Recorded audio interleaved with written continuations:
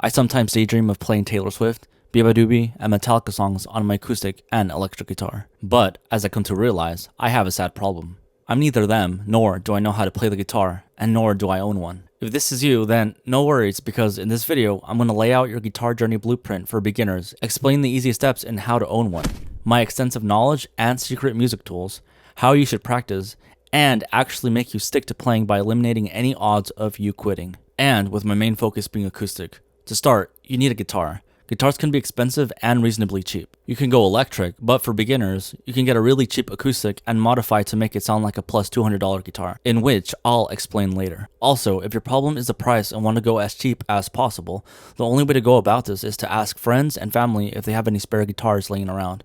You'd be surprised how many dusty and broken string guitars exist out there. If you're rolling in cash, I suggest going to flea markets or checking apps like OfferUp. The cheap used guitars here can range sub $100 sometimes. Even if they're classical guitars, these at least help reduce some finger pain in the beginning, since the first 3 strings are made of nylon material. But I know what you're thinking. You want to have a perfect guitar journey, so you want a new guitar. Well, your best bet is to check for high-rated guitars on Amazon while researching video reviews on YouTube. Also, I personally don't recommend the bundle since the quality isn't very good for extra accessories. But for electric, as a beginner, I don't see a reason not to spend on a bundle since they provide an amp as well. In addition, since these guitars are online, a good way to immortally test these out is to go to your large retail music shop, like Guitar Center, and see how they feel in your hands. Also, when researching, keep in mind that a guitar capable of holding its tune, plus feeling great in the hands, is most important. I have a small guitar. It's fun to play, but its tuning gets thrown off every 3 to 5 minutes, which is pretty annoying. A full-size guitar with good tuning and playability is your best bet. Then, once you have researched and own your own guitar, depending on the situation, you should modify or upgrade to create a better sounding guitar experience. Notably, strings, picks, and capos. For capos, they're all basically the same. Just get a cheap one with good reviews that you like, but some good quality ones do exist, like the one I use, which is a D'Addario capo. Or you could just make a makeshift capo with pencils and rubber bands like Bia. For strings, I use Extra Slinky by Ernie Ball on electric because the low gauge I feel gives me better tone and bends easier. For acoustic, I just stick to Martin Superior Performance SP. I see a lot of people swear by D'Addario and Elixir, but I unfortunately haven't tested these.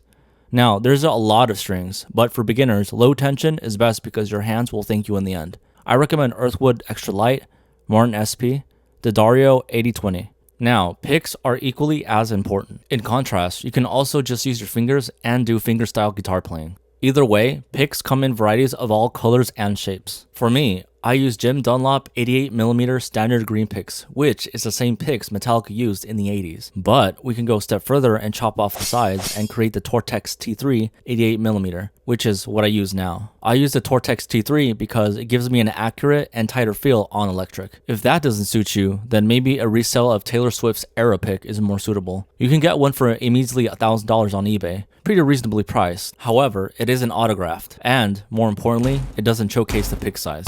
For acoustic, I tend to stick to thin picks to really showcase the strumming sound of the guitar. I use Tortex 50mm standard, nylon, or Delrin 500 light pink 46mm. I got this one in a variety pack. In case you don't know, you have to buy these in packs. So for beginners, I would honestly just suggest you to get a variety pack since it would be more fun, and it will allow you to find your preference. Dunlop medium for acoustic, medium heavy for electric. Funny enough, I used to use a Gator 2.00mm pick, which is one of the thickest picks out there. If you can break this with your hands, I'll give you $5,000. So we can then use that money to pay for your hand surgery. Except not in the US, because that would be one extra zero. Speaking of cracked bones, a very cheap or low quality guitar will most likely have a plastic bridge and nut. So, once you have the chance to replace these, I would suggest getting a bone bridge saddle and nut on Amazon. I did this exact thing and got this exact saddle, which then brought life to my guitar it otherwise never had. A good thing to remember is that learning the guitar is a muscle memory act. The more you play, the better you'll get. This, right now, is the most important part of learning to play as a beginner. Because at this point, you just did the hardest part, and that is starting. Go, find the song you want to learn and play the first notes, the first chord. Play it slow, play some of it.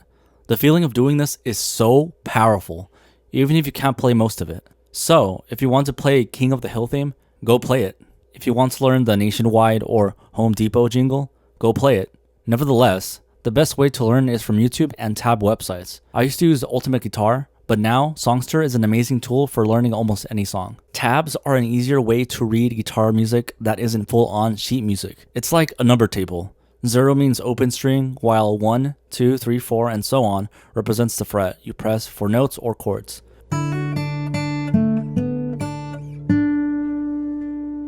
You use individual fingers for single notes and multiple fingers at the same time to play chords. Believe it or not, if you type any song then put tabs in the YouTube search, you'll most likely find someone who's already done a video on it.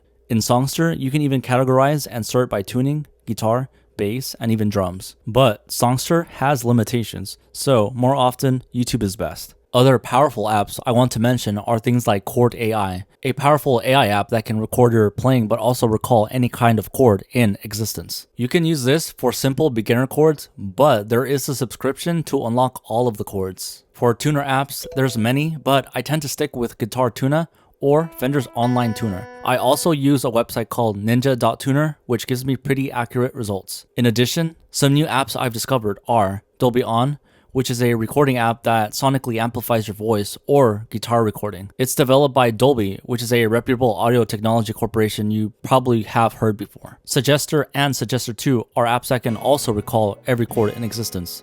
You can even change the sound of the instrument and tap to play. Really useful when you want to find a certain chord. Even so, Suggestor 2 has the guitar finger paths, so I suggest downloading both since in the original Suggestor, you're able to play a large range of free chords prior to spending the subscription. In fact, if you want to do reverse chord lookups, I suggest using oolimo. What makes oolimo so special is that it's able to do reverse lookups on obscure chords that I wasn't able to do elsewhere. Oolimo was able to do inversions and a chord I like to play a lot, which now I know its name, A sus2b6.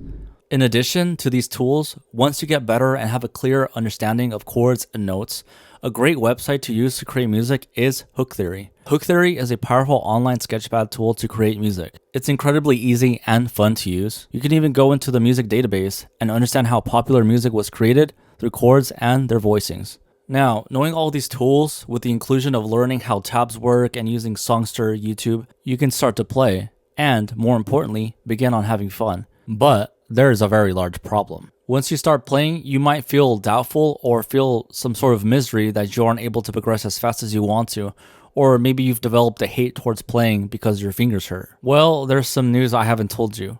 You don't have fingers, you have fingies. And these fingies need to develop the muscle memory and hardness to play the guitar. Everyone who's ever picked up the guitar has dealt with this issue at the start. Even so, I'd like to help you a bit and remedy this issue. Even though your fingies will be contorted trying to remember guitar patterns, a good thing to constantly remember is to try your best not to press too hard. You only need so much to let the note be heard. The strumming of the guitar will do all the heavy lifting. Similarly, I remember when I first picked up the bass after learning years of guitar.